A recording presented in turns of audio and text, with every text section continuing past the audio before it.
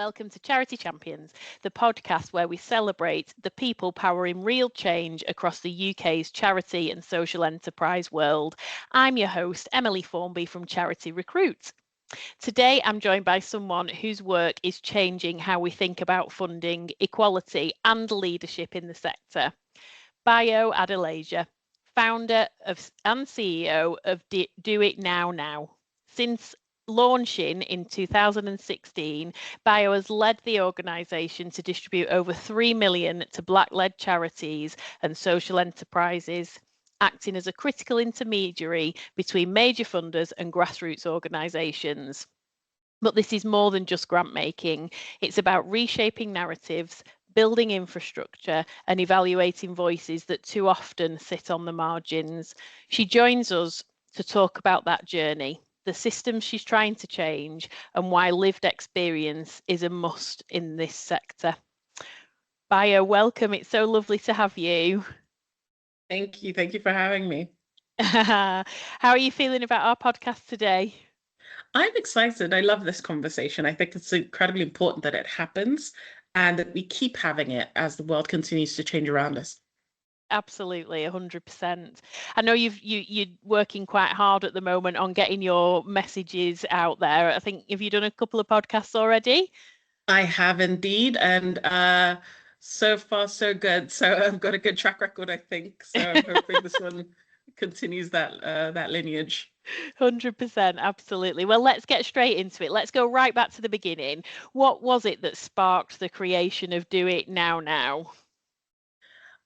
It's rather simple. It was a New Year's resolution, actually. I'd been, really? like so many other people in my social circle, had been noticing systemic issues but didn't quite have the language for it. So just kept politely and irritatedly complaining essentially about all the experiences that we were having that we didn't have data for, but we had all these anecdotes of people who had similarly negative experiences engaging in large-scale systems that are meant to help us and safeguard us, but were actually harming us in different ways. And so one of the things that I just kind of decided to do was to do it now, and stop talking about the problem and actually start doing things that would be contributing to a solution. So I felt so powerless, and I decided to take things into my own hands and use the skills, tools, and resources that I had available to me to make a difference. So can you give me an example of what do you mean by that? What was it that was happening that made you think, right, I need to do it now? Well, relative to recruiting, actually, or within that world, was I had seen a whole host of friends that graduated at the same time as me, and all of us were finding it really difficult to get promoted beyond the kind of middle tier.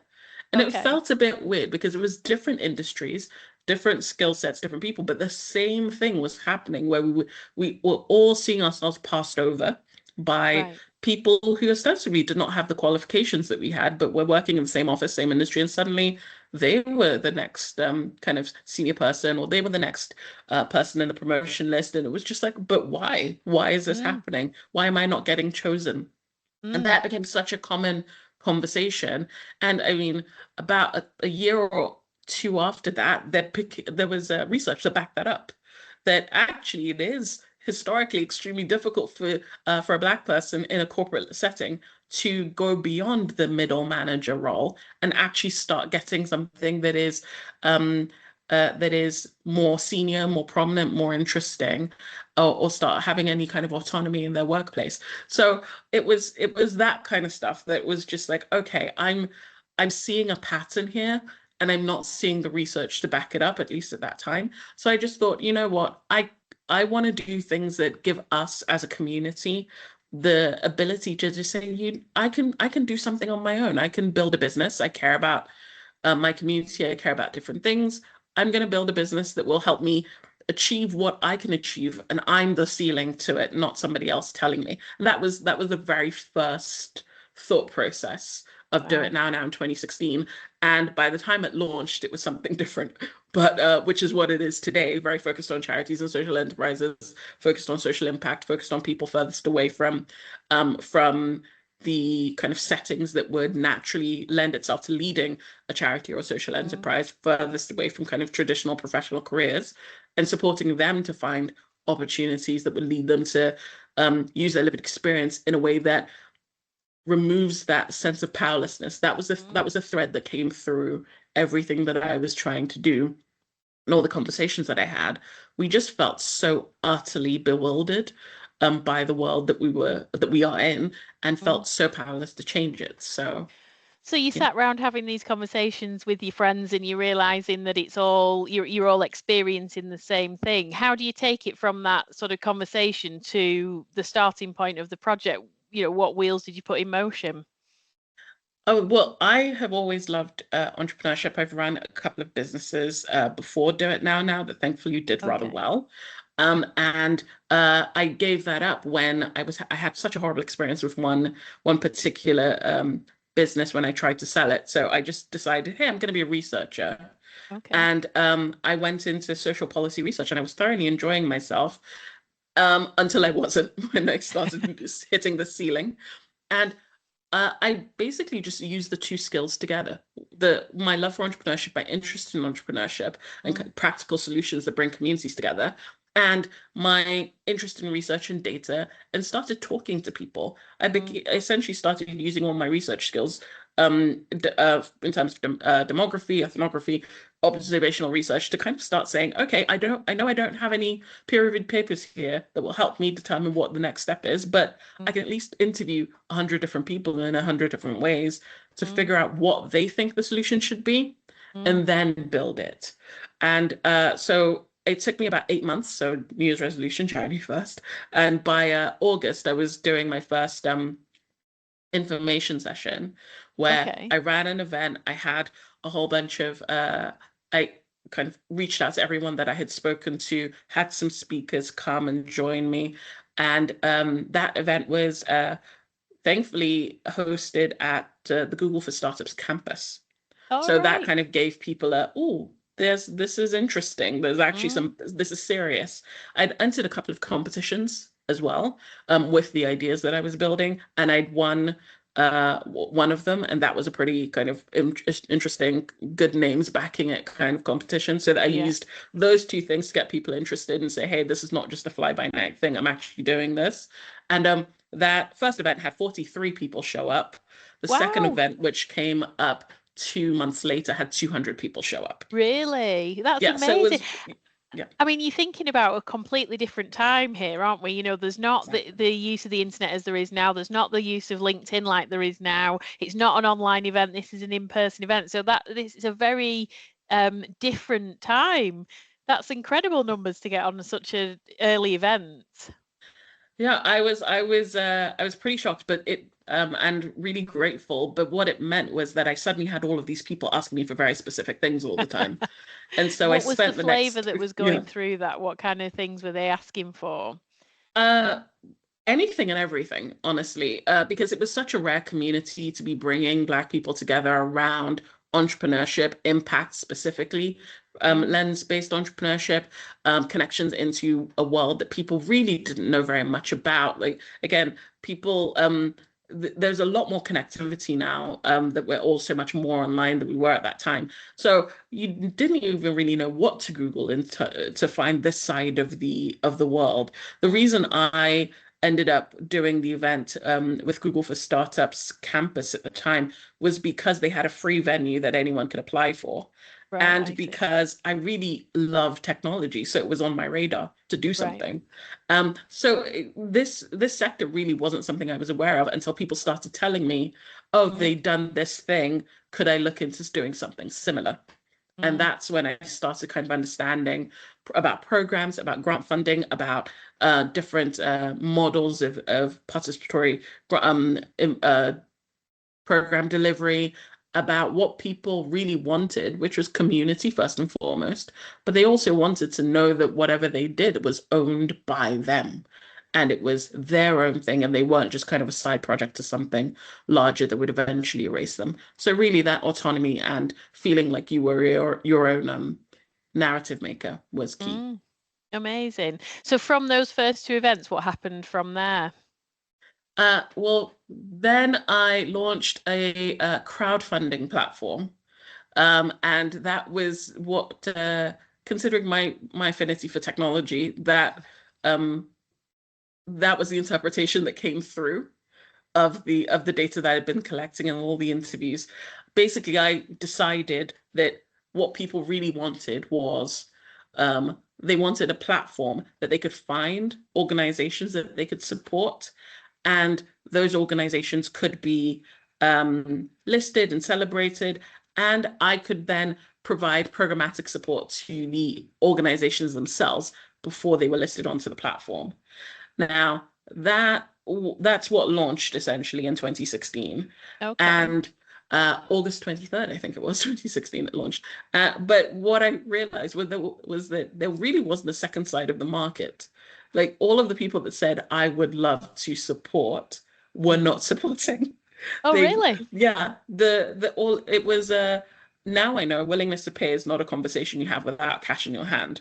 And so this kind of idea of I would do this, but you're not actually putting cash down on the table in the moment that you're saying means that you probably wouldn't when rubber hits the road.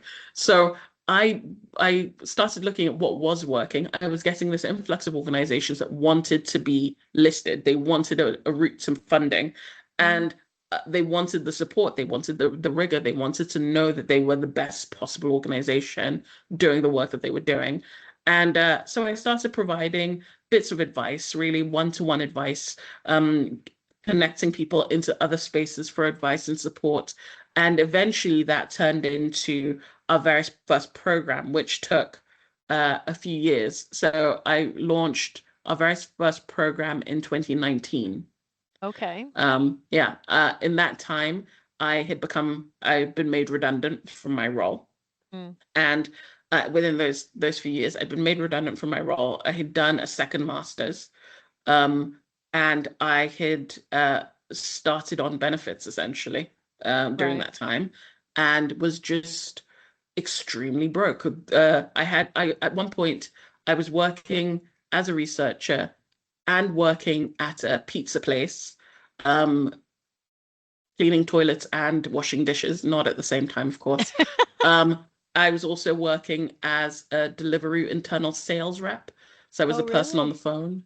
Wow. When a driver or a rider wanted to become something, wanted to join the ranks, and I would talk them through what they needed to do and where they needed to Mm. go. And that's how I was paying for it, because historically, we don't sell services to our service users. So Right. I have Okay. always paid for everything, or at least up Mm. until that point. And it was in 2019 that the first grant came in as well. So first program, first grant, all around the So, what same was the time. program?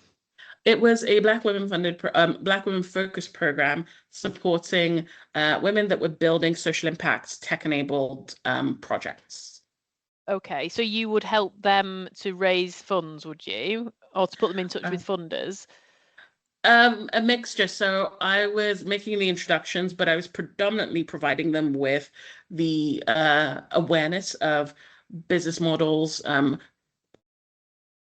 financial foundations, marketing, things that they wouldn't really know if they weren't well versed in entrepreneurship generally, which most people aren't. Most people learn how to build a business watching Dragon's Den or The Apprentice. That's nothing wrong with either of those programs, but people don't learn by doing for the most part, Mm. running a Mm. business. So you don't know what you don't know. So my programs at the time were really focused on just getting people aware of stuff and making sure Mm. they knew what was out there in the world, and bringing um, people that they should know into the room with them instead of asking them to go out and find people. So it was funders, it was corporations, anyone who was interested in just kind of supporting a group of can-do women who wanted to build a better system for other people that had experienced the same problems as they had. That's amazing. So, what happened after that first program? Um, I mean, after that, COVID hit. Oh, So of course. it was kind of interesting because I had been lining up so many different opportunities that were about to hit. That it was the kind of the wave of we're about to start being a real thing. This is about to stop relying on my personal income to pay for itself. It's about to become its own sustainable entity. And just as that kicked off about February, March, everything closed down. And within that kind of 4 to 6 week period, I got calls from almost everybody I was talking to say we're indefinitely postponing this outreach, or it no longer seems feasible. Which, hey, when everything's burning down, that makes sense. You kind of want to figure out what the lay of the land is. So, I mean, as we all know, a few months after that, George Floyd was murdered. The Black Lives Matter protests were happening, and suddenly all of them came back, and then some. And it became a thing of, okay, all of those ideas that we've been saying are not feasible for so long because it would require a lot of money, a lot of time, a lot of expertise, and all of the things. We see that you have the expertise. We see that you obviously have the time and the willingness to dedicate to this. Why don't we just give you the money part now? And it became a lot easier, as you can imagine, fortunately and unfortunately at the very same time, to get things over the line. So that was 2020. We launched our very first intermediary grant funding program, which was £50,000 to 16 organizations. Amazing. Just going back slightly there, you said that was good and bad at the same time. Talk me through what you mean by that. Well, it's not lost on me that the success of this organization and the success of this niche of the sector is essentially built off the back of the public murder of an individual. It's something I constantly think about and kind of go back to, because the world changes, but things stay the same. So as we've gone into these dips consistently, these rise and fall, this kind of rise and fall pattern of interest in the Black community, and then a fall of interest in the Black community, it does kind of it births a question: what will it take for people to take us as a community seriously in the future? And I certainly don't want it to be another public murder. So it's just like, how do we kind of machine that ourselves to get people to understand, to get people to empathize with us, to recognize that we're part of a larger tapestry where all of us have to be engaged in together for all of the different systems that benefit each of us to work properly, for all of our voices to be heard. So it's a constant hum, if you would. Yeah, I understand what you're saying.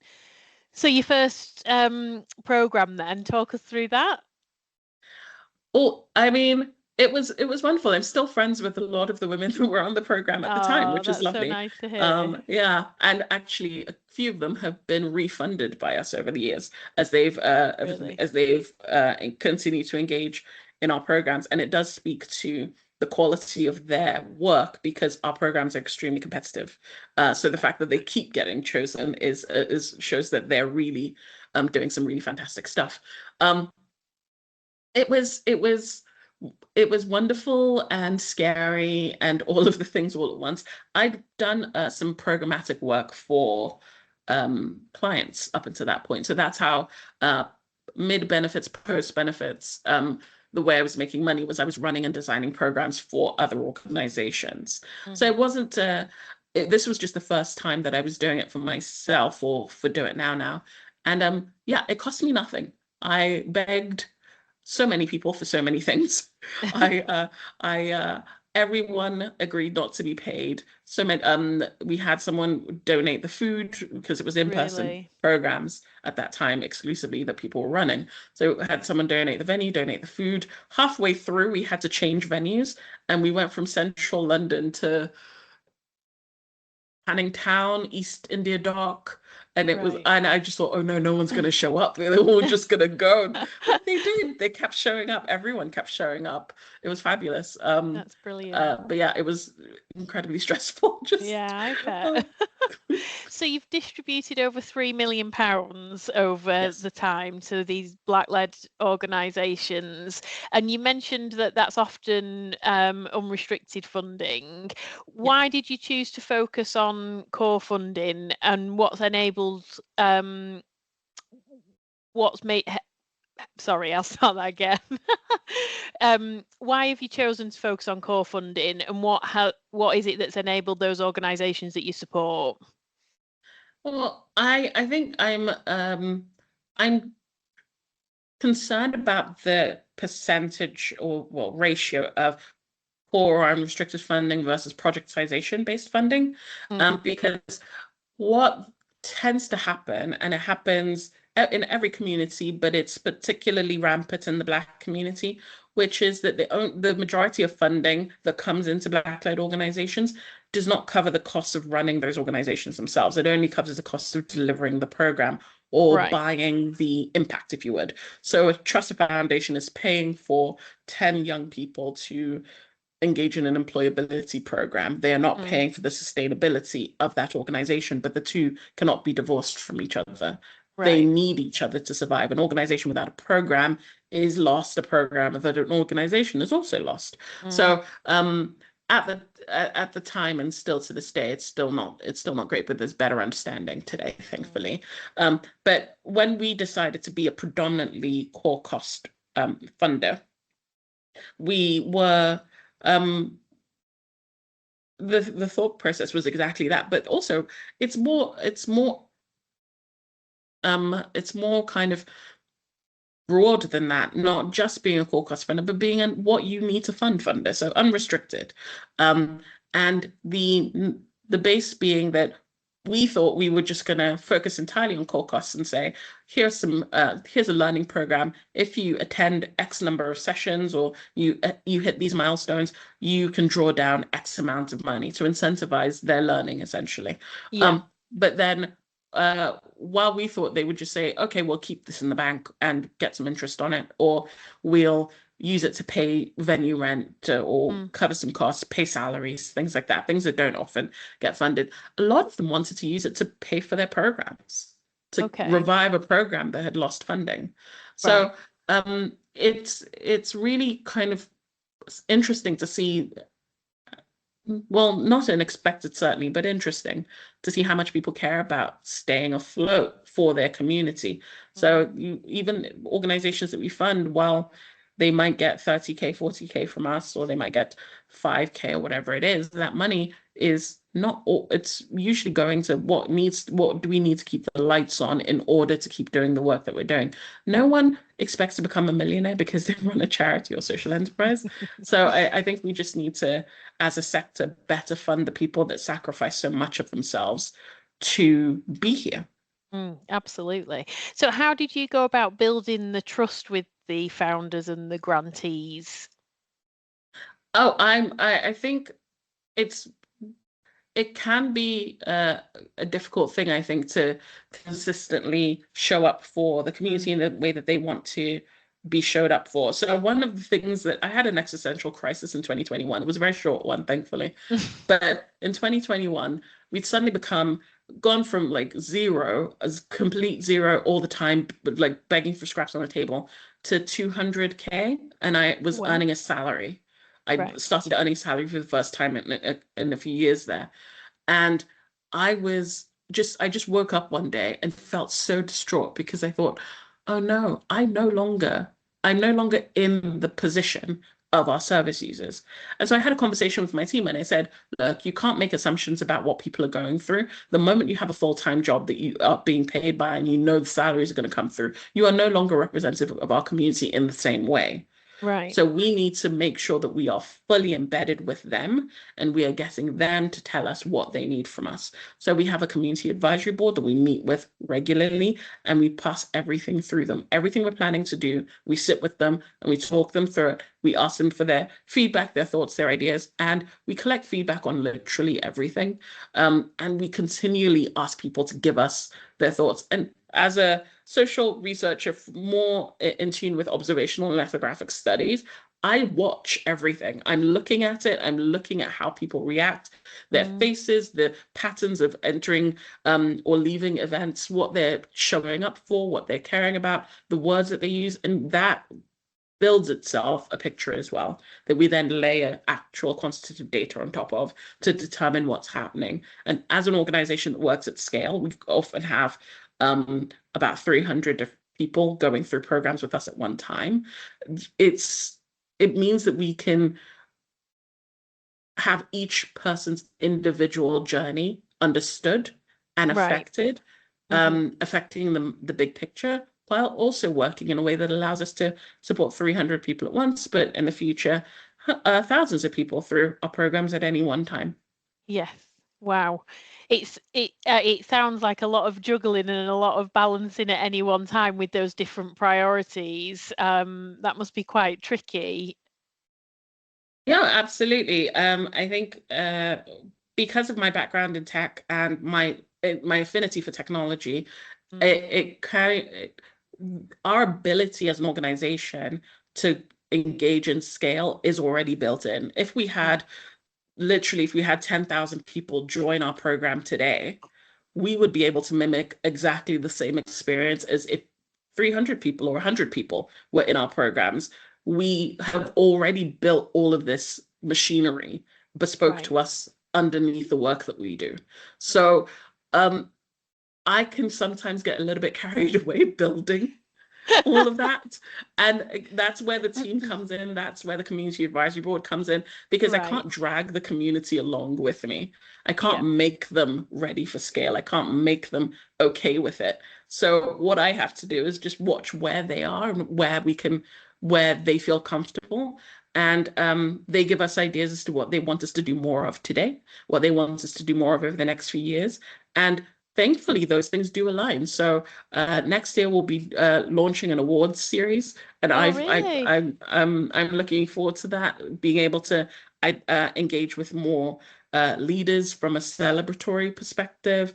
We'll be doing a heck of a lot more in-person activities. There's talk of bowling and board games and just more social things. So they definitely want us to be more present with them locally as well as nationally, and help them build their national footprint as well. So they talk about scale from a different perspective than I would, because I would think about scale from a technology perspective, and they think about scale from a bodies on the ground across the nation perspective. So really it builds on each other and it melds together really nicely. Oh, that's brilliant. So you've got this new report coming out, am I right? Yes, indeed. We do. What can you tell us about this new report then? Right. So every year we have a report that showcases the state of the Black economy, or the state of the Black impact sector. And it's based off of independent assessments of organizations that have been through our programs, a sample of organizations. This time around, we've got 115 organizations that have been assessed throughout the year. Different sizes, different parts of the country, different programs that we've run that they've come from. And the report essentially goes down the line as to what is happening in their governance, what's happening in their finances, do they have reserves, what's their succession planning, what's their marketing like, what's their project performance, monitoring and evaluation capacity, risk management, all of these key things that we all know every single organization that intends to be sticky and kind of stay around in their community for a long time needs to build. But not all of them are completely dependent on them. For instance, your reserves position is not dependent entirely on your ability to manage your finances. It's what your funders are giving you, what the market is typically doing to support organizations with requirements relative to reserves and so on. So we build all of that, we synthesize the information, and it's coming out in a couple of weeks now. But we'll be looking forward to having conversations about what it means to be a Black leader. And it's something I really love sharing with our community, because they get to see they're not alone. They get to be able to kind of see, oh, I scored a 2 on this and the average is 2.9. I'm not that far off. I thought everybody else would be scoring a 4 or a 5. So, people get to understand where they actually are as in terms of our programs, participants as well. And I think that means so much, doesn't it, to charity leaders to know that you're not on your own. I think one of the things that's come out of our podcast over the time that we've been doing it is that you often feel quite isolated in that position. So to be able to look at those scales or look at the report and think, actually, I'm doing all right there, I think that would add, quite a level of comfort really for a lot of CEOs out there. What are the trends? Is there anything that you can give us that's a sort of sneak peek as to the trends in that report? Well, I mean, one sticks out because it's always terrible, unfortunately. So it's not necessarily a sneak peek, but it's a Right. we're still as a sector working on this, which is succession planning. Of So, I course. mean, the CEO is usually the person that opens the doors in the morning, locks up, mops the venue, buys the food for the fridge, designs all the programs. That's typically what is happening on a day-to-day basis. Even if you do have a team, there isn't always that level of handover that is required. And it's, for instance, when I started hiring at Do It Now, I was the only full-time person and everybody else was 1 day a week. Oh, And that was really? Only because one day? I needed to bring on expertise to handle the level of ambition really that Mm, I have for the organization. And I needed the right people in the room with mm, me to guide me and support me and kind of point me in the right direction. And I need them to introduce people to me as well. So it mm. felt sensible to if I what I needed was them and what I could afford was 1 day a week. So that's what I did. Yeah. Um, but it still meant that everything was on my shoulders. Mm, So even when we were making quite a lot of money, for even just the average of the sector, it was still all on me, and I couldn't find the breathing room to make that transition and really build out a team and really kind of invest in what is the structure. And it was only really until kind of 2023 that we just kind of spent the whole year rethinking about what on earth is this necessary structure that we have to have in place. What are the key hires? What are the ones that we freelance? What are all of these different things that we just never had breathing room? And the only thing that gave us the breathing room is that we had funded programs. So we had the right. team delivering the programs. And then I finally had time to rebuild the theory of change, rework the board, read all of the things that were necessary, could Mm. find kind of sit down with it. And that's an extremely privileged position to be. Absolutely. I mean, it's such a great way of utilizing your budget to bring somebody in on a part-time basis. Even like you said, even if it's only 1 day a week, you can get a really high caliber person within your budget. Rather than spreading that budget over a full-time salary. So you get some really great expertise there. And I guess from your point of view, knowing exactly what you needed for the organization at that time meant you were able to go out and get those skill sets that you needed. Exactly, exactly. And how are you structured now? What's the size of the team now? Yeah, right now we're a team of 16 with a Amazing. couple more joining in the new year. And we work with about 100 freelancers a year. Wowzers. So it's completely grown in that time. You must be Yeah. so proud. I am, but I think I'm really proud of the team itself because they've handled it so well and Yes. have really kind of shifted and changed with us and as we've needed to. And it's really exciting to see for an organization like ours that has changed so much over such a short space of time. To have people that have been here for 3, 4 years, it's wonderful because it's like, hey, you were Yes. with us when we were basically zero, and you're still here. Where I think we're just, well, not I think I know we're just about 3 million a year at this point. So it's like that's a big jump in just a short space of time.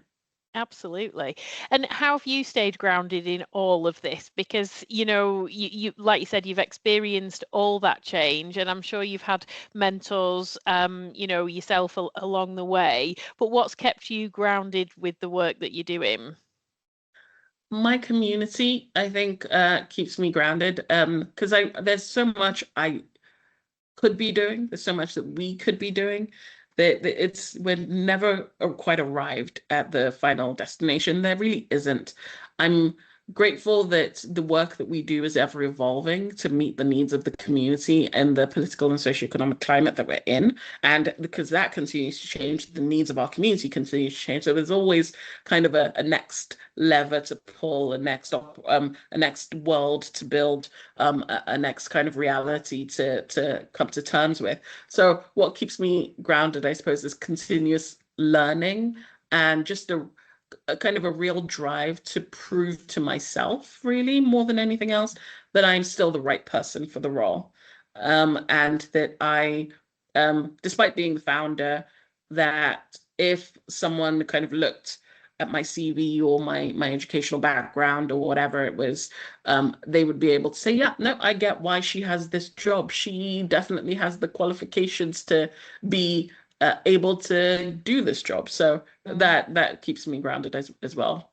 That's brilliant. And what advice would you give to someone with lived experience looking to step into that sort of leadership position, whether that's either as a founder, or as a CEO or as an employee? What advice would you give? Lived experiences are it's a really difficult thing to pin down in its specificity because everyone's lived experience is different. Yeah. And it will affect how you engage with the world. One of the things that breaks my heart the most is in this sector, people with lived experience find themselves at the periphery rather than at the center of the solution. So Right. often find that they may have experienced a horrible birthing experience, like within the NHS, or they might have experienced horrible mental health services, for instance, and because they don't necessarily have the qualifications to compete at the level that is deemed sensible for whatever role, they find themselves in a very, very junior, very, very separatist part of the thing that they're trying to engage with. So I think if you want to be at the center of it, and this is just my perspective as someone that loves education and apparently loves getting degrees. I'm on my fourth one. So Really? yeah. Where on So earth do you find the time? I don't honestly know. It just kind of happens. But no, I mean, I think getting the qualification, finding the qualification that you think is sensible, and doing what you can to get the tools or resources to access that education. I've been very grateful that a lot of my higher education has been scholarships. Right. So finding scholarships and doing the training. That will mean that when the time comes, you are able to be in the room. People don't just push you to the side. The flip side of that is, as a sector, we need to get a lot better at saying lived experience itself is a qualification. Lived experience Yes. itself is value. So until that happens, people with lived experience, I think, need to kind of position themselves in the place that feels safest for them. If that is not at the center and not at the and it is in fact at the periphery, please do that, because your safety, your mental health, your own peace and sanity is the most important thing to manage. So yeah, that's certainly my advice. It's make it impossible to kick you out of the room via Yes. qualifications, experience, all of those things, or campaign for more lived experience engagement so that you are in the center when you want to be. Excellent advice.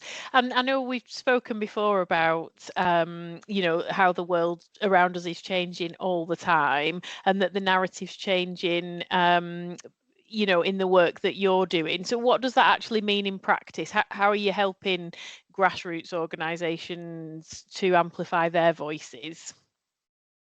So this is one of the kind of perennial issues that we're facing as an organization. It's really important to continue shifting that dial forward and not just kind of going for the old faithfuls that we know will have a comment for the press or the ability to kind of turn a blog around really quickly, but really constantly trying to find those leaders that are building something that is incredible but under-resourced, because most things are, and finding ways to support them. So one of the things that we're doing, obviously, as an intermediary grant maker, is to find pots of money from different places and see what we can do to channel that money into those spaces alongside the training and support and all the things that we do around that.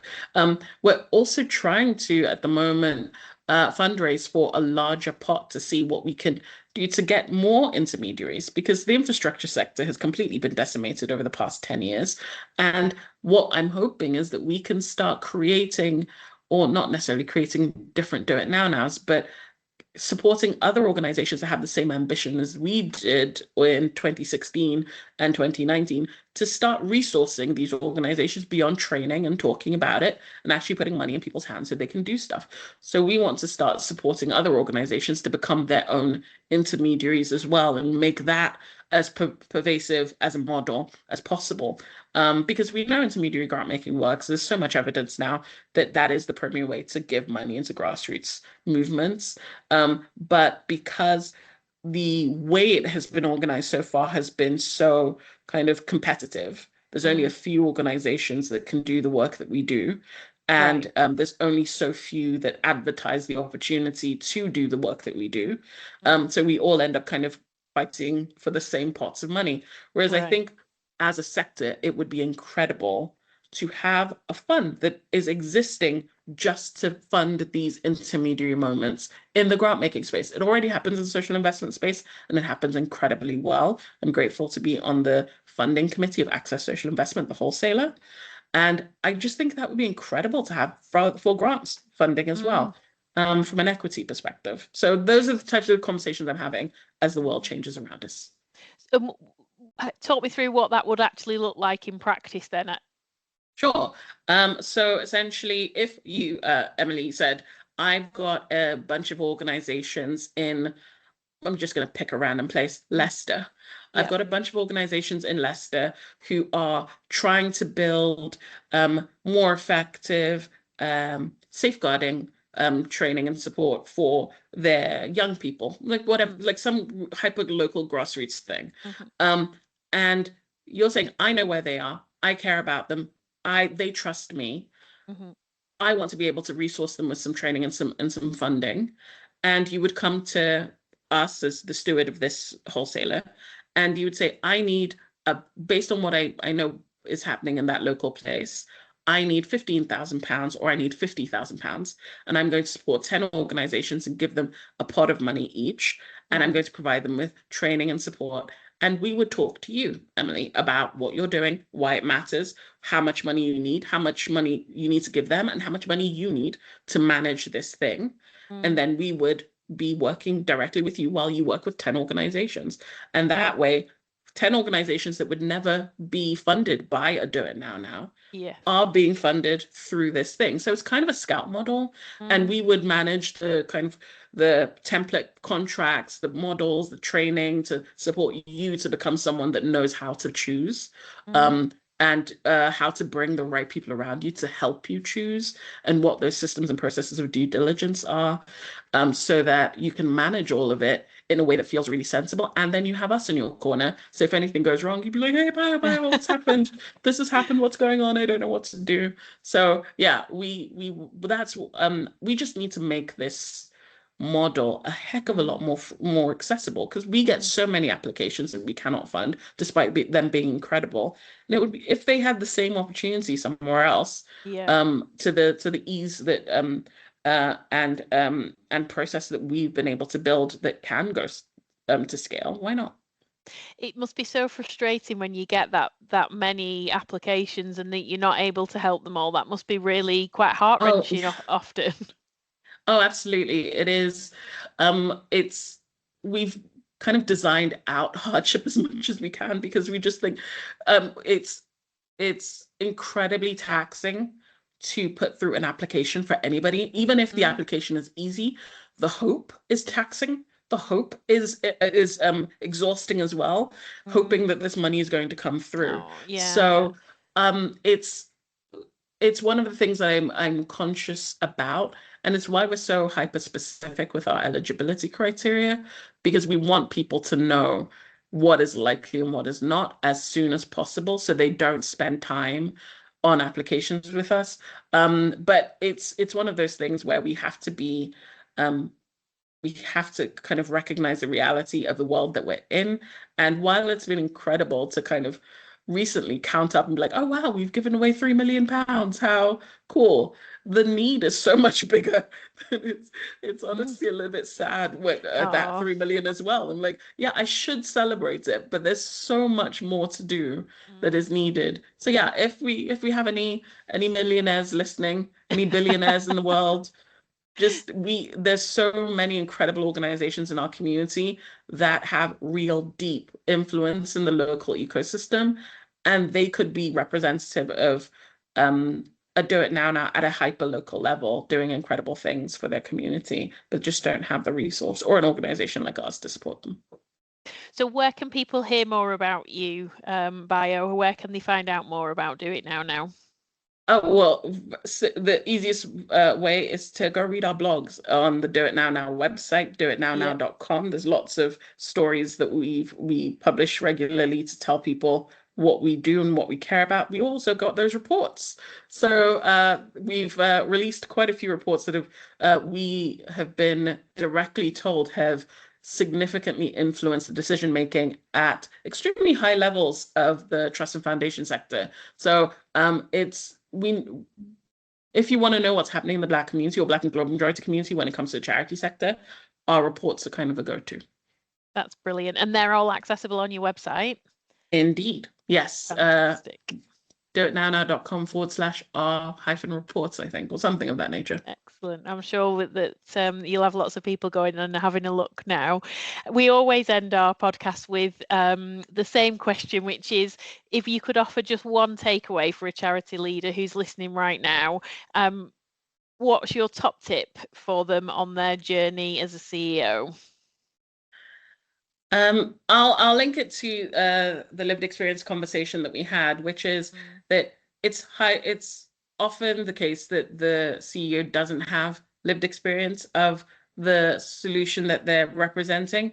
And I say that as a CEO that started off with direct lived experience, and through building something that has become successful in itself, is no longer necessarily the most representative in every dimension of lived experience as my service users. So I would say continually engage with your service users, wrap yourself around communities, literature, music, engagements that represent them and they tell you represent them, because culturally we can still be connected, even though as you are CEO, it's highly unlikely that you are in the same financial position as you get more successful. So yeah, that's brilliant. Befriend them, I suppose.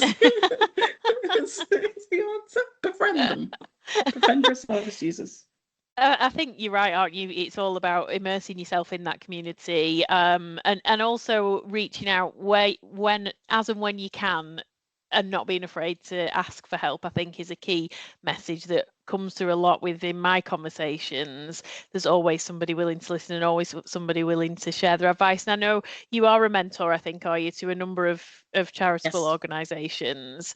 And I think that's something that is really valuable, to be honest. So excellent. Fabulous. Well, Bayo, it's been absolutely lovely to speak to you this afternoon.